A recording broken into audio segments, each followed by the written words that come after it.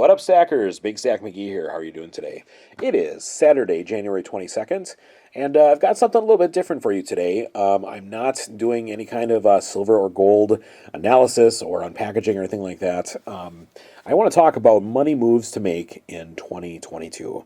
And before I do any of that, I do want to do a disclaimer and say that I'm not intending this as advice from a financial perspective or anything like that. In fact, largely this is for myself in terms of goals setting for the year, what I want to do with my efforts and my wealth building and all that kind of business. But just some thoughts on what could be done this year. Okay. So first of all, what is the state of affairs, right? It's very turbulent. I think we all know that. Whether you're talking about the stock market or the real estate market or the metals markets or anything else, right now there's a lot of uncertainty. And in terms of the stock market, we rode the gravy train up to all-time highs with all of the pumping of the stimulus into the economy and all that kind of business. I think there's a lot of gains that were made, right towards the end of the 2021. Right now, here in the first weeks of 2022, we've seen a pretty significant slide downwards, and I don't know what's going to happen. Obviously, nobody really does, but I anticipate further sliding or at least sideways trading for a while until there's some sort of stability, right? Inflation is way up. And of course, the amount that the dollar purchases is so much less, which makes having some portion of your hard-earned savings in, tangible wealth like this makes a lot of sense, right? I'm not going out there and I'm not loading up the back of the truck with any of this right now either, though, because right now this is valued at more than $24 an ounce. I continue to purchase this stuff every month in some quantity, I'm not loading up the truck. I like back when silver was $14 and $15, it was hard to get enough, right? But anyway, I'm going to talk about what I'm planning on doing in 2022, okay?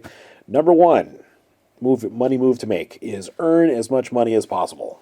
Okay, there are a lot of opportunities to earn money right now, and I'm not talking about investing. I'm talking about getting out there, getting your hands dirty, and working. Right.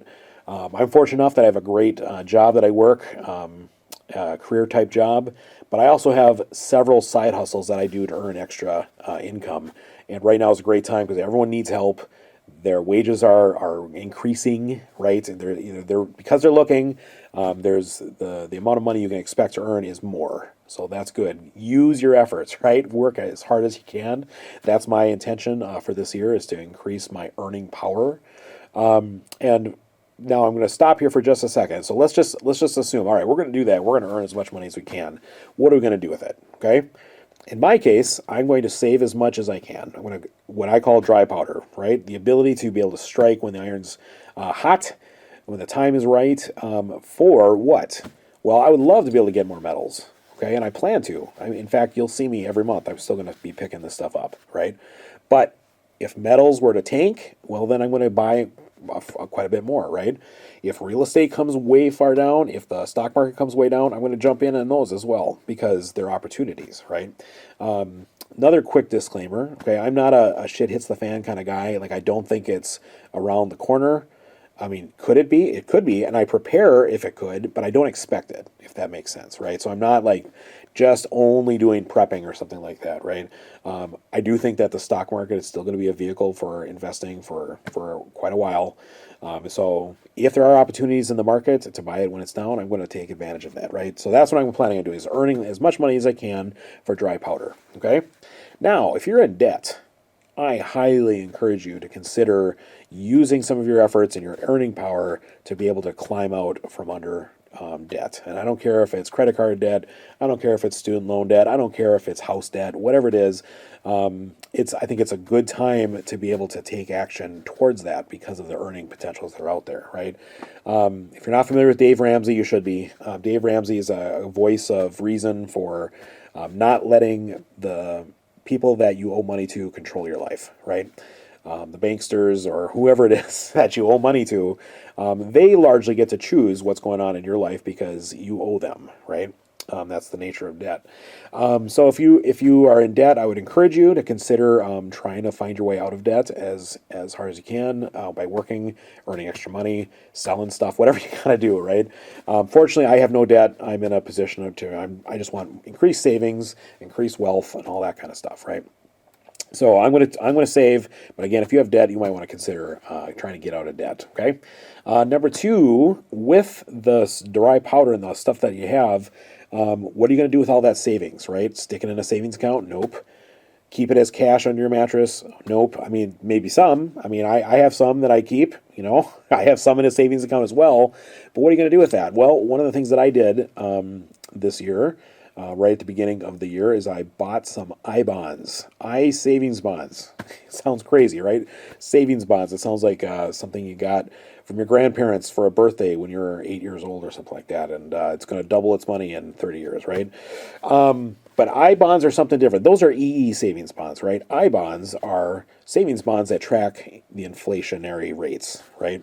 And right now, the inflationary rate, as determined by the U.S. government, is 7.12, I believe, percent. So more than 7%. And you can put up to $10,000 per person in savings bonds every year, okay, per calendar year. So I bought some savings bonds last year in 2021. I bought some again in 2022, and you can do that through an online source on Treasury Direct. That's really the only place I know of to do it. I know you can redeem savings bonds at most banks and things like that, but the other place you can do it is when you get your tax returns back. If you have money that is owed to you that you overpaid to the U.S. government, you can ask for that back in I bonds as well. And right now, the inflationary rate is 7.12, I believe. Again, more than 7%.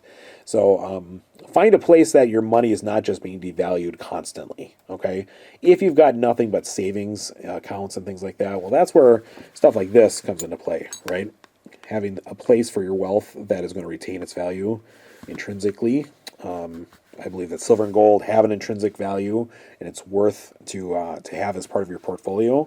I'm not an all-in kind of guy. I mentioned that, but I do have a significant portion of my holdings in silver and gold, and it's right around 10%. Which that's kind of like the long-held advice. Have 10% in gold and silver, right? I think even most people, going back several decades, had advised that, but it just kind of worked out that way in my situation. So I'm going to keep it that way if I can, and keep building everything. Okay. And anyway, like I said, having dry powder to be able to strike when the iron's hot. So if something were to go, if the stock market were to tank, have massive correction territory, I want to be able to take advantage of that. And so instead of just like loading up the truck with this, I'm going to kind of be patient and see what's happening, and also be prepared, right? If there is an emergency situation, I want to be able to know that I'm not, my family is going to be taken care of, and that we're able to weather the storm, whatever it might be. So bottom line is, number one, as far as the money moves that I'm looking at, number one is increase your earning potential, work hard, take extra jobs, do everything you can to take advantage of the opportunistic world out there that needs workers, right? Number two, either get out of debt and save, both, right? If you're in debt, try to get out of debt, but save as much as you can so that you have the potential to be able to take advantage of whether it's market corrections, whether it's the stock market or real estate, and of course, and then with savings, whether it's your emergency money, whatever, find ways to make sure that that's not losing value. Okay, so if you're stacking nothing but greenbacks, boy, heaven help us, right? Think about right now. I'm just going to use a real quick anecdotal thing here. So my family went out to eat today, and we were at I think it was Five Guys. We stopped there because one of my kids did something. They had an event that they're at, and we usually treat them after, whether it's sports or music or something like that. And they chose Five Guys. We went there, and cheeseburger was like over $10. Like, if you're stacking cash and greenbacks at home, what you can buy with them, it takes a lot more than it used to, right? That's inflation, and so I'm not advising saving all your money in cash or even in a savings account or whatever, but I moved some of my money to I bonds because it's at least guaranteed 7% to track the inflationary rate. Now, I have a feeling the actual rate is much higher than 7%, but right now that's what they're willing to pay. So it's guaranteed money from the government, and so I put some of my money in there, and last year and this year in 2022 as well. And of course, I will continue to purchase silver and gold. I have a specific amount that I try to do each month. It's over and above what I save, and so I'm going to continue doing that. Now, if the prices fall, I will take advantage and pick up more than normal. If the prices tank, I'm prepared to buy quite a bit more. But it always feels good, for a stacker like me that has significant holdings in gold and silver. I don't feel the urgency to make sure I have enough of this stuff. But I'm just going to continue, right? It's like I'm a stacker. I'm going to continue stacking. There will come a time where I want to redeem this for value later, because when I worked now, earned this, and I wanted to have the same earning power later in life from the time when I purchased this. And that's one of the great things about silver and gold. So at any rate, if you're still with me, so all this stuff is, I just went in and picked up some of the, out of where I collect or store some of my silver and gold. I just got some pieces from about 8 or 9 years ago. And all of this stuff is in contention for if I want to trade up for some more gold again, right? I got some random pieces here. Some Britannias, Perth Mint. This is the Australian saltwater crocodile from, I think, 7 or 8 years ago. Austrian Philharmonic. Lovely coins. Right. Mexican Libertads. Cool. Noah's Ark coin. I remember when I first started stacking, I couldn't get enough.